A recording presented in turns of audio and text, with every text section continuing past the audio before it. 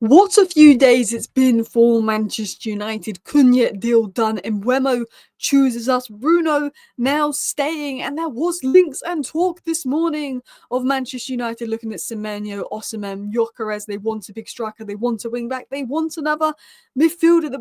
There was some crazy stories. And I was really looking forward to doing an exciting live show earlier today. And then the Jadon Sancho news came out and we had to rant about Jadon Sancho being a bit of a money grabber for a while. But I want to get into the big news. I want to get into the positive news because Jadon Sancho staying doesn't really change Manchester United's transfer plans too much. At least we get 5 million for him staying, which I think means now his price tag will be 20 million. So we can just get the 25 million for him. I think we'll probably accept to serve 20 million. But the problem is, will Sancho go? Will anyone offer him the wages that Chelsea offered him? No, he's not going to get anywhere near the wages he's on at United. So it might be he goes out on loan. And a couple of people are worried that Bruno staying might mean no Mbeumo. But that is not the case. We're going to get into all the news. We're going to get into all the stories now. So, starting with the Bruno Fernandes news, he rejected Al Hilal's proposal. I honestly thought he was going to go to Saudi, but then yesterday when Ben Jacobs said, oh, he's got to convince his family, I said, maybe not. Now, Bruno had been talking to Al Hilal for 2 weeks. His agent had flown out. There was a part of him probably considering accepting this, but I think he was thinking about his family. And ultimately, Bruno Fernandes said it himself. He's not going to leave for money. It's trophies is what he wants to win. And he basically said, he'd leave Manchester United if Manchester United wanted him to leave. If Manchester United felt that they needed this 125 million that Al Hilal might give them for Bruno to rebuild and push Bruno out, he would go. But we know amorim wanted him to stay. We know Man United said, we'll only let you go if you choose to go. Now, I'm going to be totally honest. I think Bruno would agree to join Bayern Munich. I think he'd agree to join PSG. I think he'd agree to join Barcelona. I think he would. We're not going to get 100 million plus from those teams. You're probably looking at around 80 million. I mean, Hazard had 1 year left on his contract, was a year younger than Bruno when Real Madrid spent 100 million on him. I think it could have gone to 130 million if you include the add-ons. And Hazard flopped. And I feel like a lot of people aren't doing those big money deals. You could maybe push for 80 million for Bruno from other clubs. But yeah, look, Bruno's going to probably stay at United. I think, look, Bayern Munich, PSG, there could be some interest there.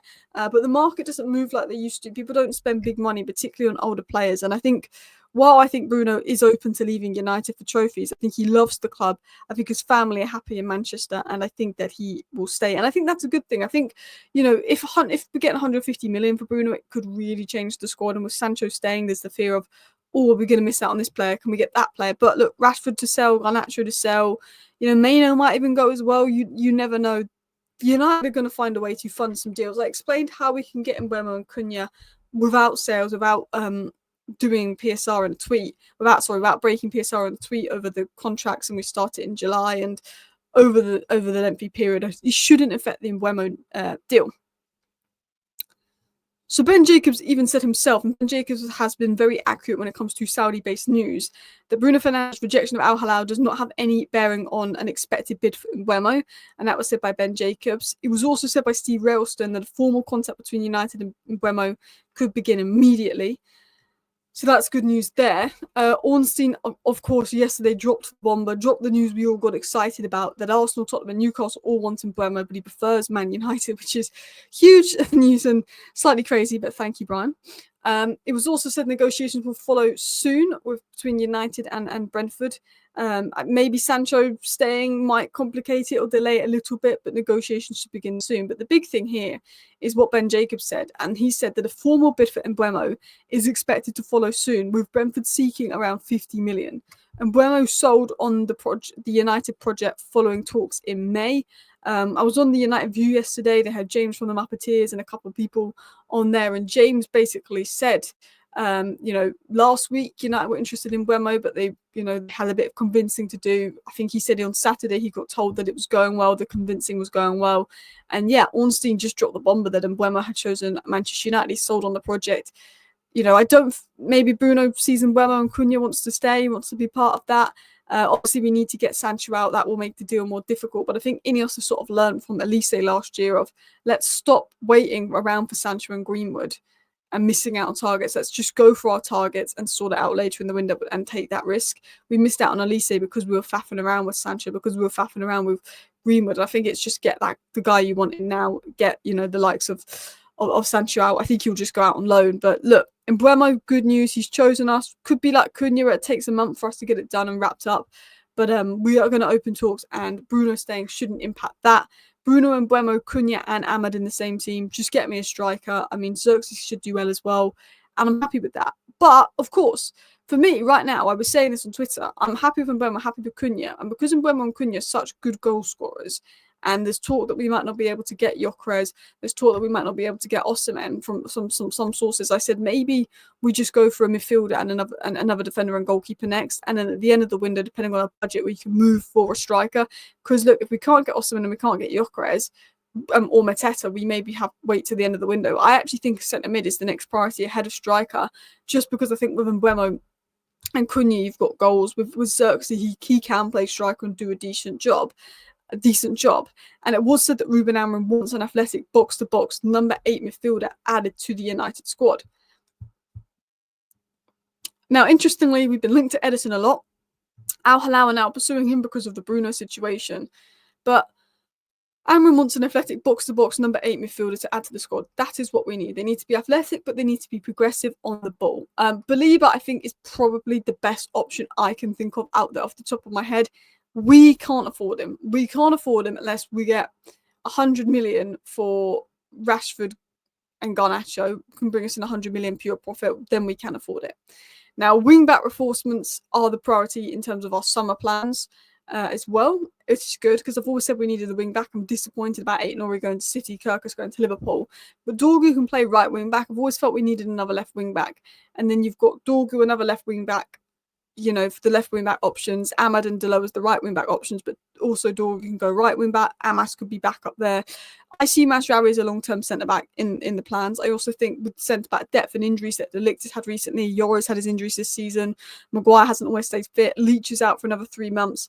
We probably need maybe another young centre-back there, but at least bringing in a wing-back allows Mazraoui to be centre-back. But interestingly, this was the big thing that was said by Laurie Whitwell.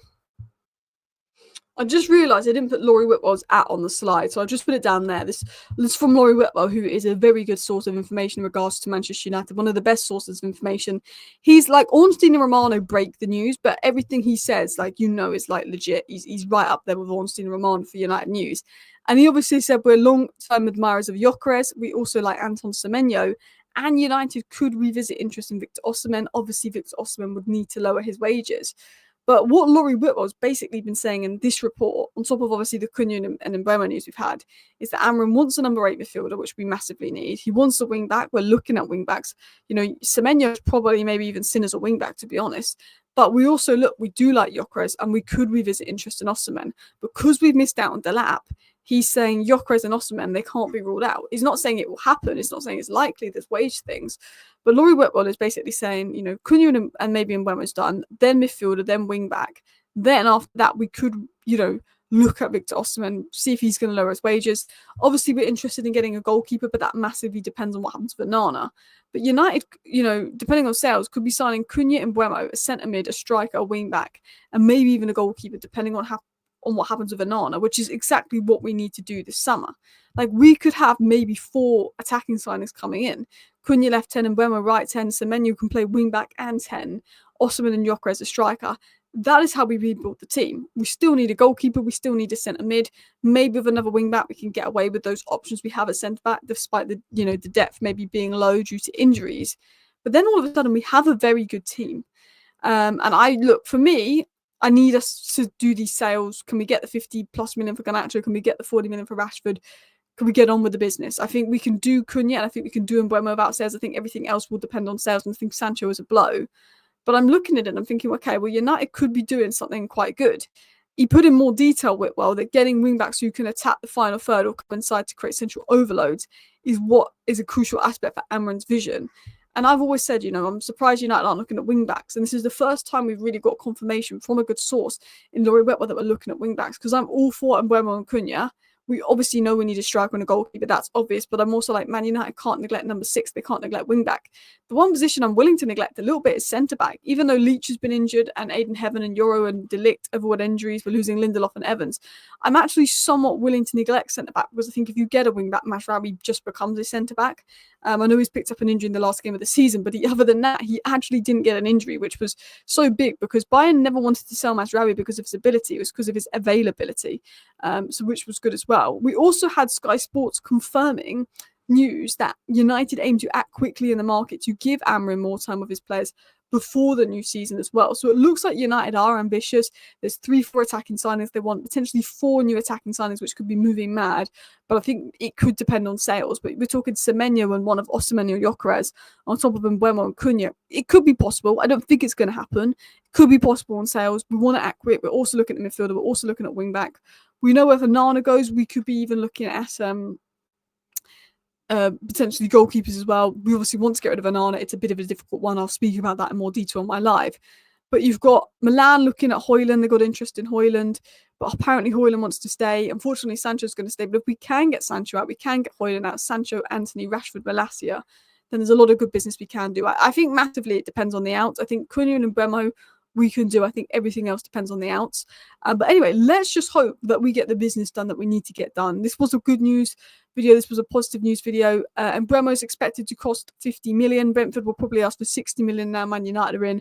I think it'll be 50 million with 5 million in add-ons, if we're going to be totally honest, because he's got 1 year left on this deal. But I think we should be able to get that Mbeumo deal done soon. Yeah, happy days. Yeah, thank you for watching.